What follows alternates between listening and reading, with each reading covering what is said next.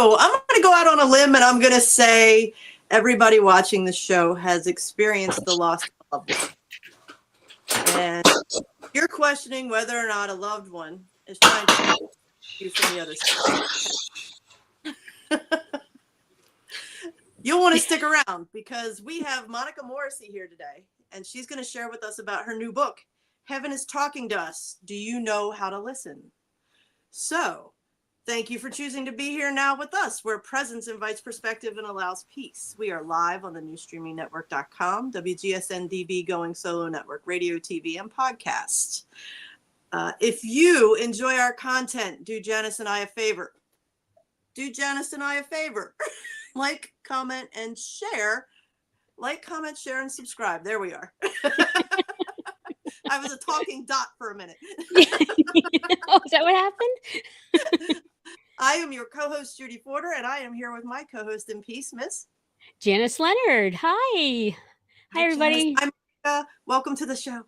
Yes, so great. We have Monica Morrissey with us here today. She's from my area in Vermont, and we're so glad to have her, and we're so glad to have everybody here who's here and sharing our stories. Judy and I do this every week. Judy, you said something earlier today. You just something to the fact is we're just a couple people trying to do the best we can to find some peace in our life. Right on. Like, that's it. There you go. That's perfect. That's what we do. And we are part of a 501c3. So any donations are appreciated and tax deductible. You can go to our website, peacefulempowermentworks.org.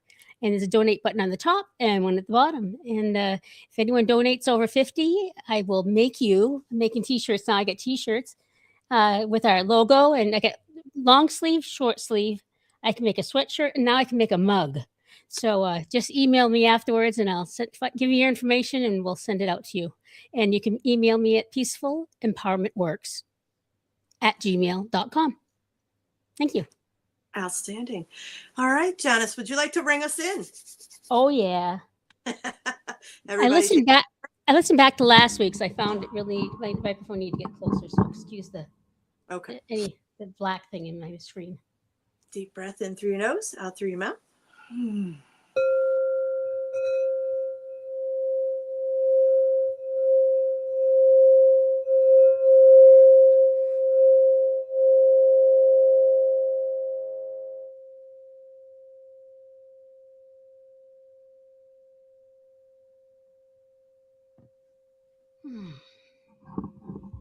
Yes. Excellent. All right. Thank you very much, Miss Janice. I have an attitude of gratitude for you. But what is your story this week? What are you grateful for? Today, I am grateful for my adopted daughter / step-granddaughter / beautiful young woman, Adriana. I've been on a journey for a lot of years, as we all are. A lot of my journeys evolved around my stepson and my child and his children. And since we've had her since the adoption when she was 6, but we were fostering her when she was 4. So we've had her for a long time, and she's just helped. We've grown together. That's all I can say. And she's a beautiful soul, a wonderful child. And I'm so grateful for her. How about you guys? You grateful for anything in particular? Monica? I am grateful that I get to spend a lot of time with my grandkids. I really enjoy that. Excellent. Excellent. Yes, some of our greatest teachers are our children. And I learned that when I had my daughter.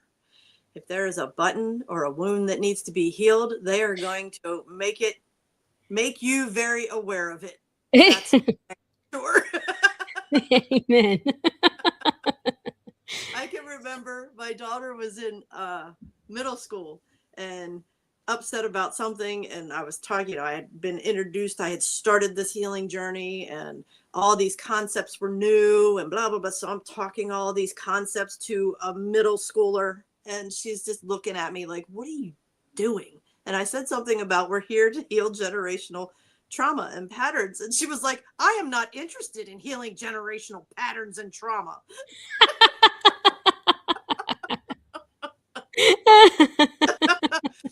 So we had, she's going to be 21 actually on Monday.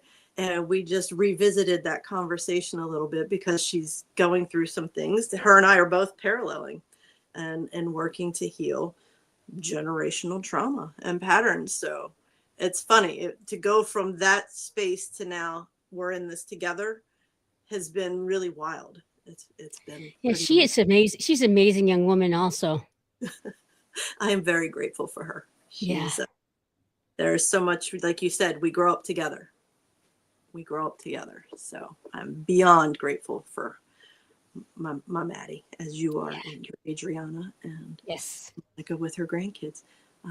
For those of you that are listening via podcast, Monica is with her grandkids right now. So if you're hearing when she clicks in to speak, she has a very active 4-year-old there.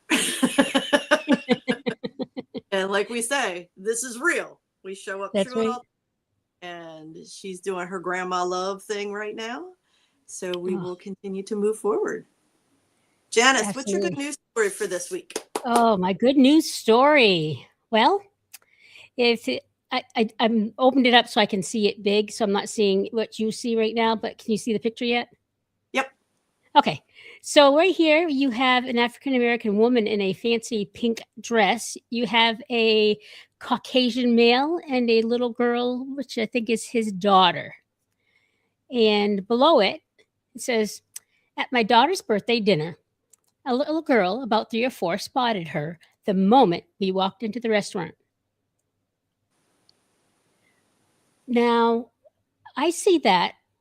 I initially think, oh, this is going to be a story about a little girl who sees someone in a different colored skin than she's used to seeing, and she's surprised, and she's going to gossip.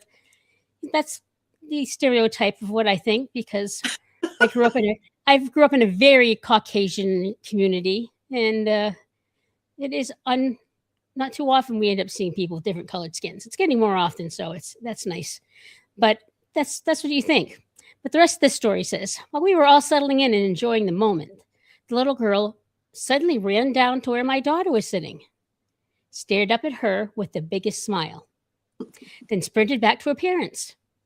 Again, there's a story I have in my head. But a minute later, her dad came over carrying her, the little girl hiding her face in his neck. He gently tapped my daughter on the shoulder and said, my daughter thinks you're a real princess and wants to give you a hug. My daughter said yes, and the little girl wrapped her arms around her with the sweetest, tightest hug. The whole room teared up and even cheered a little. They took a couple of pics, waved goodbye, and headed out. That little girl didn't see a black princess or a white princess, just a princess. Kids aren't born with hate. It's something they're taught. And this was on Life Snaps, and the credit goes to Steve White. And that's nice when we get to the point, or when we start off in the point where we don't see the color. I love that. Yeah, that whole point where kids are taught hate is so true. It's very true. And it's funny. I'm looking forward to you all learning more about Monica, because she was a teacher, and the impact that just what little I know, I feel like she had with her students for this very reason, supporting the fact that, people are people, love is love, and there's no need for hate and division in this world. And when we can teach them at that young age, because they come in knowing that, and if we can just support their knowing, then this world will be a much better place. And we're talking about the color of skin in this story, but what I think of is what my differentness was. I was always I was obese. I was morbidly obese for a few years. And I remember being in the grocery store and a little kid coming up to me and saying, "You're fat." How many times whatever makes you different, kids just say it. And I said, well, you've got brown colored hair. I've been working up the right response the next time a kid said something to me. But, I meant to say, we're all different. So I wanted to give off that feeling.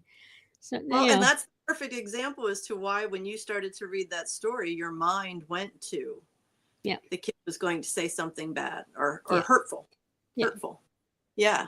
So that's just goes to show how that our subconscious will take experiences in our subconscious and throw that expectation into a current experience. So yeah, because I had a differentness that aspects of society would judge as negative. So when I had a young child run up to me or stare at me, that's what I think they were doing. Yeah. You know, what do we say? Out of the mouth of babes. Yeah. There's nothing more honest than a child in spandex. You know. And there's also something about like being, you know, you talked about your subconscious, but like there's a tribal essence to that, right? Like if we're not accepted by the tribe, we might die. And like we don't understand that, how much that is working in our subconscious, because that's how we were built, right? We were built for this connection. And so there's a part of you, Janice, that like felt rejected by the tribe in that moment, right? And we look for, you know, we don't even understand what's happening in our subconscious. We are looking for people that look like us. And that's why, and then society just compounds that. But I just want to point that out, that there's deep tribalness in us that we don't even acknowledge or understand. Yeah. Well said. Yeah. And that, what an excellent point. You know, we aren't meant to do this life and this human experience alone. Ever. We're not meant to do it alone. So the isolation and the division is very detrimental. And when we can understand that connection is life. And the greater the connections, the greater the self-acceptance. It's funny. I always tell my kid, when you don't give a shit about what people think about you, it's the most empowering place you can be, because that external influence isn't shifting how you feel about yourself. And when you're able to accomplish that, then that energy, that vibration that you put out, you attract people that want to see you, that want to hear you, that want to be with you. They're your tribe. Not everybody's meant to be part of your tribe, and that's okay. I will point out, so I was just recently diagnosed with ADHD. And one of the things, so what you just said is very easy for some people. Let them be them, let me be me. But for some of us who are super sensitive, okay, and this is what I'm learning about ADHD in women is different than ADHD in, you know, middle school boys, or, you know, the old framework. And one of the things in ADHD is called rejection dysphoria syndrome. And I definitely had that. And so her experience of this, you know, I would have taken that to heart. It would have been very hard on me to have that person say that to me. And so, and I can't just extinguish it like you did. Like some people would say that to me, just let it go, don't worry about it. But for someone who doesn't think or process things, processes differently, that was really hard for me. Yeah. I never thought of that. Yeah. I not for 1 second. It was not easy. It's still something that I deal with, you know? Yeah. So yeah, it isn't easy, but it's worth the work putting into it. Yeah. And once I understood rejection dysphoria syndrome, then I can tell myself, no, it's just that is hardwired into me. And I'm better able to do it. But once I had a name for it, it helped me. Very helpful. Oh, good deal. Excellent. Very interesting, because during COVID, Jen, my girlfriend, she's the one through TikToks and Reels that started to realize that she's ADHD as well. And coming to that, just like you said, and being able to identify what it is you've been feeling and dealing with your entire life. Like, oh, it is a thing. I'm not broken. There's nothing wrong with me. And me personally, my stance, the ADHD mind is such a gift, because we haven't been taught it's a gift, but I feel passionately that it's a gift, because you are able to see big picture. You're able to have a million different tabs open, and it's about mastering when to pull it forward, when to pull it back, and, you know, instead we were told that it's a dysfunction and it needs to be controlled. And yeah, that's just my position. I think it's a beautiful mind, and it's a very powerful mind. And honestly, like, if I didn't have it, I wouldn't have written all my books. There you go. So but the biggest problem is with somebody with it, they don't have breaks. They have all those tabs open and they don't know how to close them.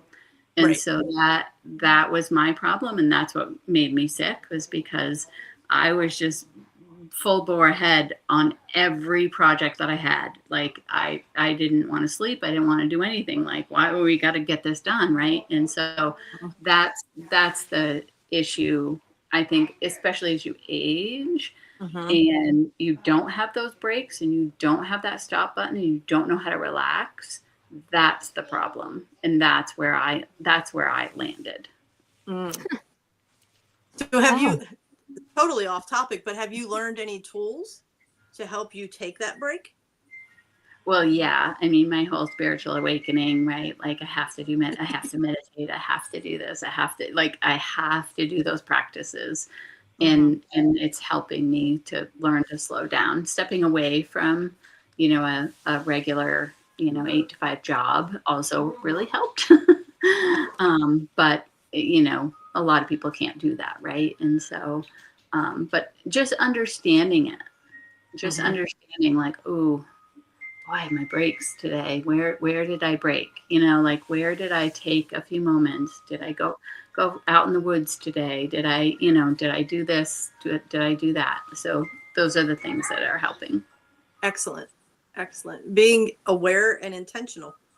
Being aware and intentional. And, that's one of the big reasons we have the show called Be Here Now. When being present helps you then have clarity and a different perspective of things. And for me, being present serves as that break. It's that pause. Can you shut the door when you go out? All right, that was divine timing, I have, because we're ready to roll into your segment, Pathways to Peace. That's right. Yeah, divine. All right, Miss Janice, would you like to give Yes. Monica's bio for us? I can't wait. I know Monica personally from my stepson being one of her students. I mean, quite a while ago, but that's how I met her. And I think you were pregnant. I was trying to remember. It was definitely not a calm time in your life. That's for sure. Especially with all those kids. But Monica Morrissey, she lives in northern Vermont in my community with her husband and their cat. She enjoys hiking, swimming, and spending time with her beloved grandchildren. For over 30 years, she worked as a public educator, teaching and inspiring others. Her time in the classroom unknowingly prepared her for an unexpected yet deeply fulfilling new path as an author and spiritual healer. Trusting her intuition like never before, Monica began sharing personal stories of synchronicity and spiritual connection, revealing that our souls truly never die. Though Monica kept spiritually separate from her teaching career, the tragic passing of her nephew in 2008 led her to quietly study mediums, grief, the afterlife, and the powerful connection between thoughts and body. Today, she shares this profound knowledge to help others find comfort and healing. Monica organizes the Holistic Wellness and Psychic Expo in Hardwick, Vermont, 2 times a year. Been there. Excellent. Make sure you go again in March. 2 times a year for people to experience different ways to heal and live their life. Monica is a Reiki Master and instructor, spiritual healer, intuitive card reader, past life regression practitioner, and dream analyst. Through her practice, Intuitive Wellness, she is devoted to the art of soul care, helping true spiritual seekers find joy, peace, and connection by remembering that we are not bodies with souls, but souls with bodies. Yes. Wow. Yay! That's great. Welcome you. She's one of us. Thank you. That's fantastic. Oh, wow. Okay, so were you born and raised in Vermont? Yes, I was about a half an hour from where I live right now. Okay, great. Do you have any siblings? I do. I have 3. Here you go. I have an older sister. My older brother died of alcoholism and addiction, and so that's part of the reason that I do the things that I do. And then I have another sister. Okay. Mm. Okay. Now, did they all stay in the Vermont area, in local to you? Nope. Well, my older sister and my brother was in the Vermont area, and yeah, so those 2 were. But my brother passed away 2 years ago. He really struggled a lot, so that's why I do some of this work. He's also my inspiration. Does he help you from the other side? Yeah. Can you?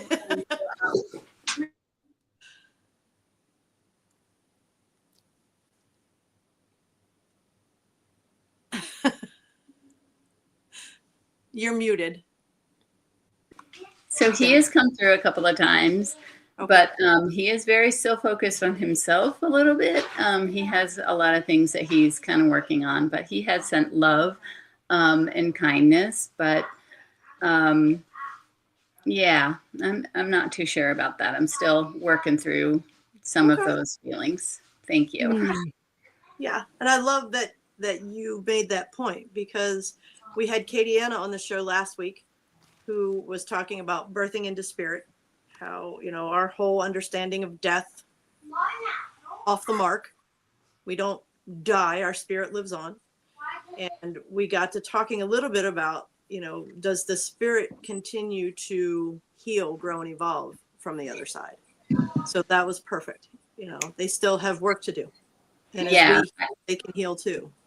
Yeah, and I do think that it's probably just my hang up, because I believe when they cross that it's pure love and all is forgiven. Like there's no problems there's no drama over there. So I know it's probably still my stuff from all the interactions that we had here. And I truly believe that he's in a better place, and he knows. The first time he came through with a medium, he said, sorry. He knew. But, their personalities stay the same. Right. Some of the way that they were and, in this lifetime stay the same. Mm-hmm. Yeah. Interesting. Yeah. I very much have experienced that same thing. And I know that it's my experiences that are resisting more of the pure love and support I could receive from that loved one if I were ready to open up. So yeah, that's an excellent point as well. And I know, like, I struggled with my relationship with my mom when she was here, and that's in my first book. And but over the years I've been able to evolve that relationship, but that's part of me letting go of what happened here and turning to that love, like that I know she loved me, and I have to be willing to let go of some of the stuff. Yeah, right. She did That's the best hard. she could. She had. Yes, exactly. It takes a lot of work. Yes, absolutely. it's hard to raise a human. Absolutely. Okay, I think this is a great place for us to take a quick commercial break, and when we get back, we're going to talk about your books. Awesome. All right, we'll be right back.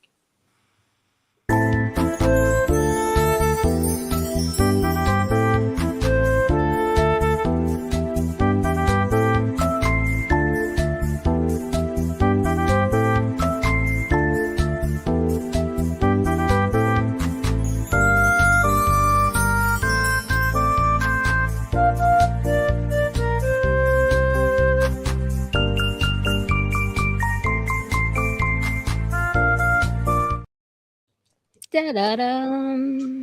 And we're back. Be here now. Where presence invites perspective and allows peace. We are talking to Monica Morrissey about her book, Heaven is Talking to Us. Do you know how to listen? I don't know. Do we know how to listen, Monica? Well, it depends on how busy you are in your life. there's no time, right, to be quiet and listen to that intuition. Is that your third book? It is. Okay, Yep. and this is your second, so I'm going to plug more books. Okay. Go ahead. Yeah, that one's about my writing journey. So go ahead. What? I was going to say, it all started with Dimes from Heaven. So Yeah. So Dimes from Heaven, how coins and coincidences helped me discover my life as an empath. I felt like I wanted to share this like really cool dime story. My dad had given me this dime from his coin collection and had made them all into necklaces for all the kids and grandkids. And, it was just a project that I had done with him when I was caring for him after my mom had passed. And soon after he passed, I was hiking this mountain where I always called him when I got to the top of the mountain, and I said, I don't know what I'm going to do when I get to the top of the mountain. And a friend had called me, and I told her dad had died. And I said, I don't know what to do when I get to the top of the mountain. And she said, you'll know what to do when you get there. And I'm like, that's not helpful. I like to plan. I like to be in control, right? Like we all like to control everything. And that's just the ego working, and that's all good. And so I got to the top of the mountain, and I called his caretaker, who always answered the phone anyway. And I said, I'm really missing Dad, blah, blah, blah. And I'm walking, and in the dirt, right where I used to sit on this rock and call him, there's a dime. And I'm like, oh my God, like this is from my dad. I've never found a coin up there, right? Like, and dimes were the thing because we had these necklaces.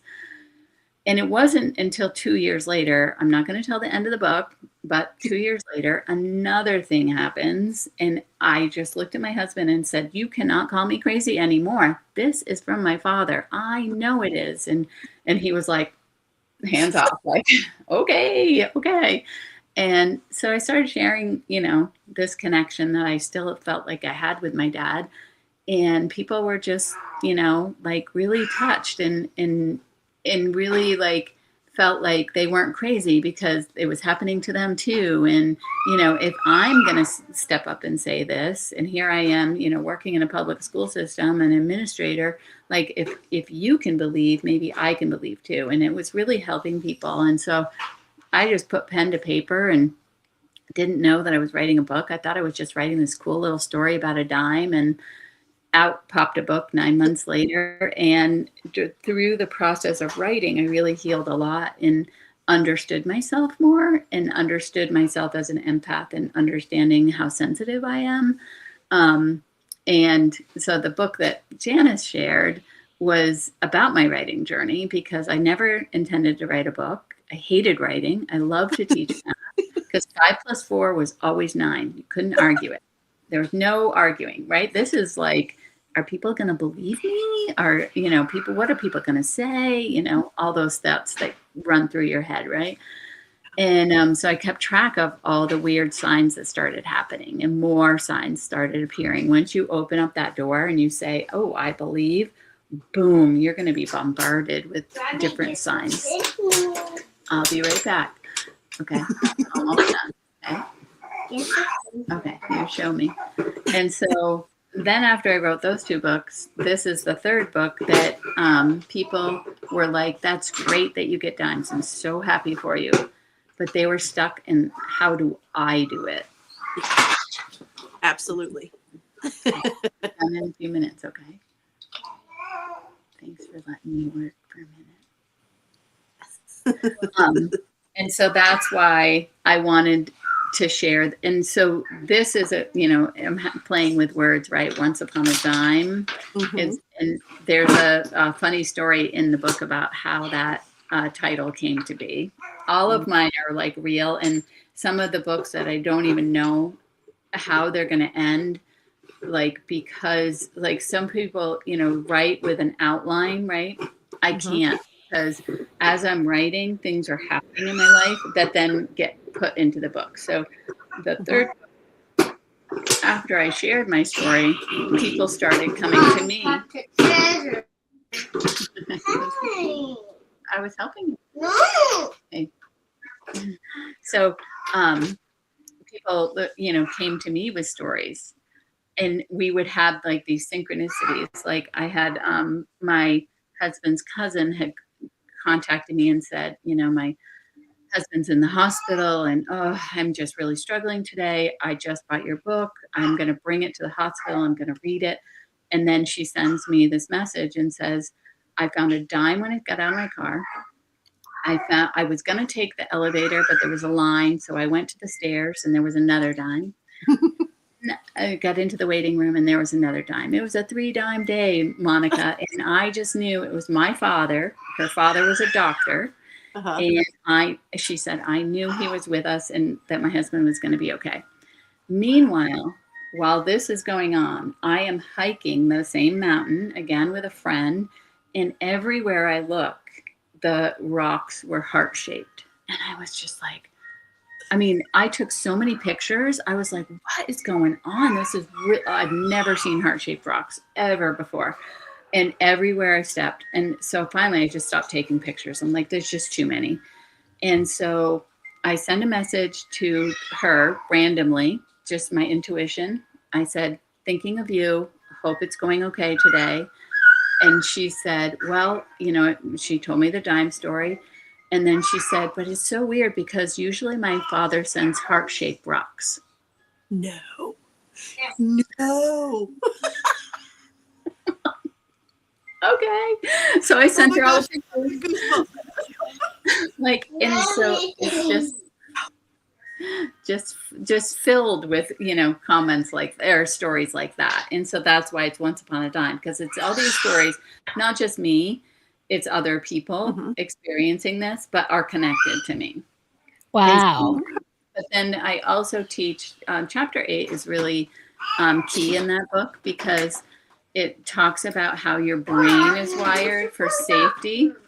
And I had a couple friends who during the pandemic were feeling a little suicidal. And so I give to talk about like how your brain functions, and it's really to keep you safe. And so there's a really good chapter in there. And then also talking about how you tap into your intuition. So, you know, how to do that. And then how to discover your own, what is your dime? So it doesn't have to be dimes. It doesn't have to be dimes, right? It has to be something that connects you to your person. Excellent. And I really like to, you know, say that, like, you have to find something that's going to connect you. And so in this book, I test my theory. I'm like, okay, Dad is dimes, but this other person died. Can I, you know, make this connection with this person? And you'll have to read to find out. You're a tease, Monica. Ooh, I had goosebumps everywhere on these stories so far. It's crazy. It's been crazy. I mean, I shared with you too that the second book was published during the pandemic in 2020. And so there was really no chance of me finding many dimes. And I push the button on a Saturday and, you know, off it goes into, you know, production and everything.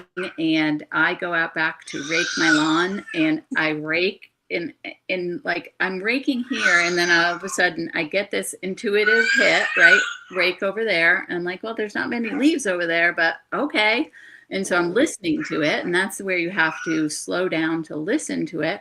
And I go over there and rake, and a dime pops out of the grass. That's crazy. Okay. What? My dad just saw the second book be published. I truly believe that. Your dad was like, good job. Wow. So what are some other ways, you know, you're talking to other people. What are some other ways that loved ones have communicated with other people? Like you had the shaped rocks. What else? 4-leaf clovers.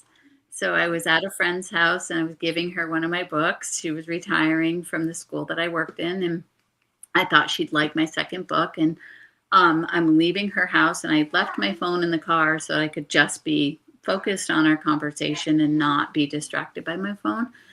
And I'm walking across her lawn and I find a 4-leaf clover. And I said, oh, I think this is for you. And I hand it to her and I said, put it in your book and someday you're going to write a book. And I told her that. And then I get into my car and another friend texts me and said, Monica, I am really struggling. My dad died, 2 weeks or however long it was. And she said, ever since he died, I've been finding 4-leaf clovers, like a lot of them. Is that a thing? And I was like, you? Wow. It is. Shared with her, I just found one, right?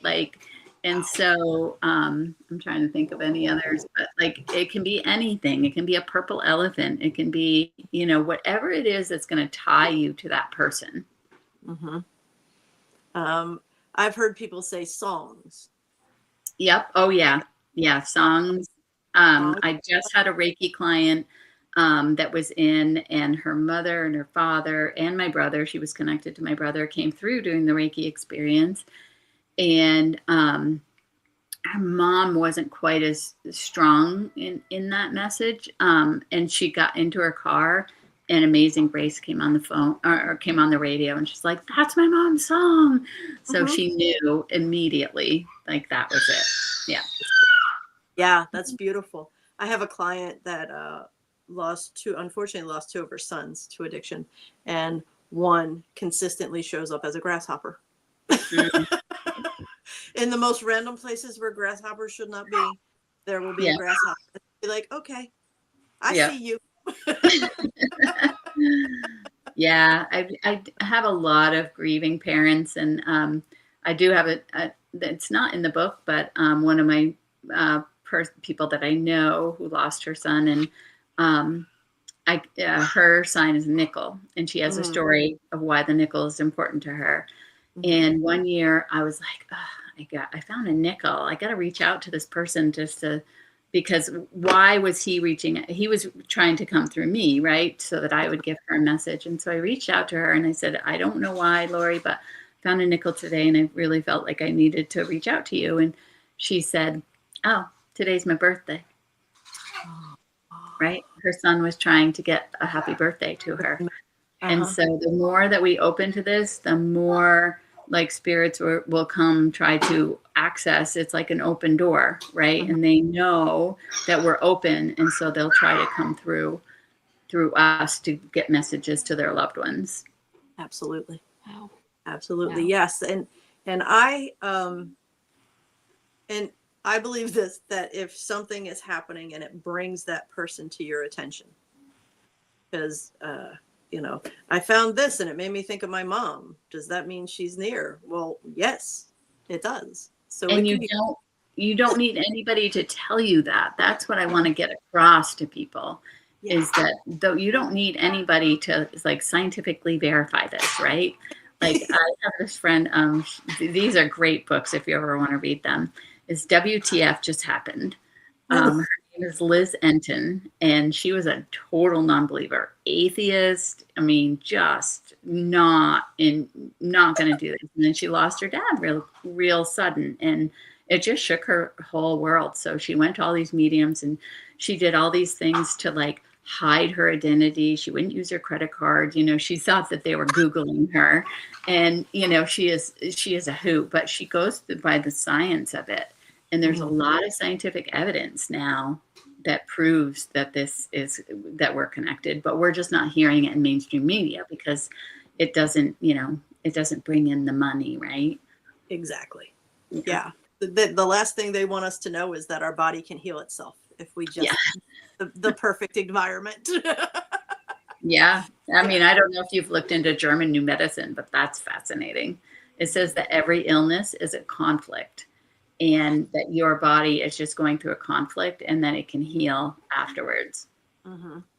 Yes. Yeah. There's no money in that. Yeah. No. The doctor who discovered that lost his license. He eventually passed away and people are continuing his work, but that's really fascinating work. Wow. Absolutely. Yeah, I would say there's reasons to go against that financially. there's a lot of people and groups or companies, I mean, that could be greatly adversely affected. Yep. Yeah, absolutely. And For and sure. we're finding, we've talked about this before. There's more and more scientific evidence supporting what we've known in the energy world since being introduced to it. Yeah. Because we've lived it. Yeah. And we understand that our experience, we don't need science to back up what we have experienced. But now you have quantum physics, you have Dr. Joe Dispenza talking about all of the things happening in the energy world. So there is the science out there for the people that do need it. I'm not somebody that needs a study to back up and support and validate what it is I've experienced myself. But there are people that are on the fence and don't know, and they're leery of it. And that makes complete sense. Everybody has an entryway. Well, until it happens to you, right? Like, I mean, I used to want to believe in this stuff, this connection to this afterworld or, afterlife, and like I said in the introduction, it was really the death of my nephew that I really struggled with. He was 21 and I couldn't get over it. And it was just one person who planted the seed, and it was a colleague that I worked for. And she just sent me an email, simple, but you should read this book. And it was about Brian Weiss, Many Lives, Many Masters. And it was all about, that we're here for a time period, but we've been here before and we're going to be back here again. And we're a soul. We're not a bot, we're not just ourselves. And it opened up this door. And this ADHD part of me was like gung ho, like, boy, I found the books that I want to read now. I don't want to read, romance anymore. I want to read stuff.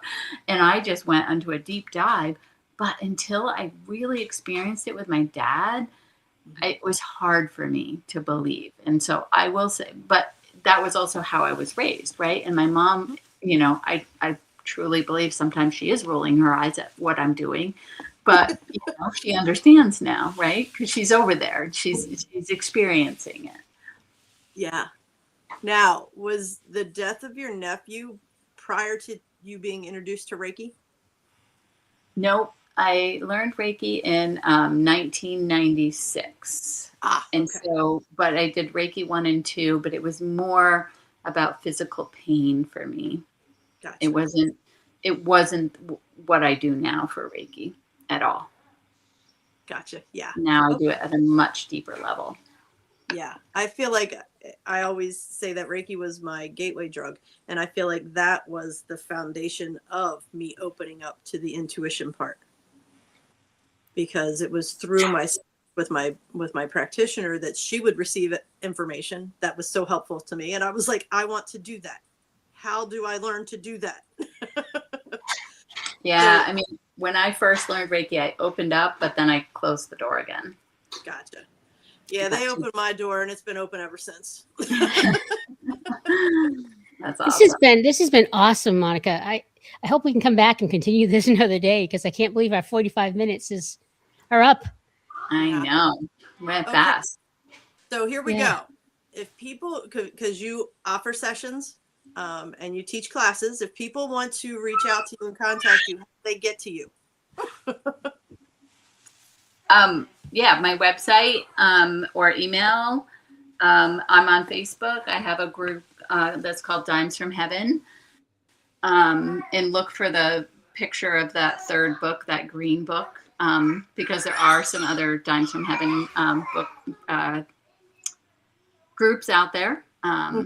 So yeah, you can message me right on my website too. Your website is monicalmorrissey.com. Correct. And your email address is monicalmorrissey@gmail.com. Yeah. And you have a January 17th Yusui and Holy Fire Reiki Level 1 class coming up, as well as a January 31st Yusui and Holy Fire Reiki Level 2 class coming up. And and I teach way more than Reiki. What's that? I teach way more than Reiki too. Oh, I feel that's abundantly clear just in the brief conversations that we've had.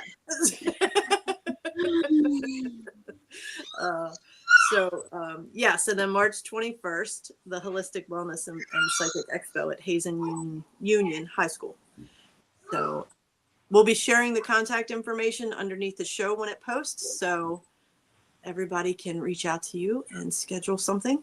And we like to wrap it up. Janice introduced a new segment called What If? Something to chew on. What do we got this week to chew on, Janice?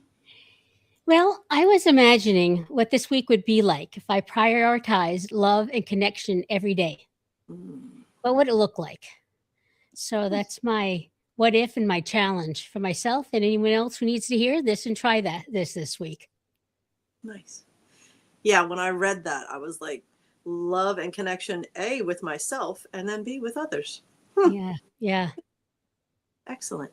Monica, thank you so much for saying yes. You're a very busy grandma and person and practitioner and author and all these wonderful things. Thank you so much for carving out this time to be here with us. Thanks so much. Thank you for having me. This was really fun. Thank you. We want to thank everybody for joining us. And please always remember, you are not alone. And don't ever forget, you're awesome. We'll see you next week. Thank you so much. Thanks, everybody. Thanks for your support. Thanks, Monica.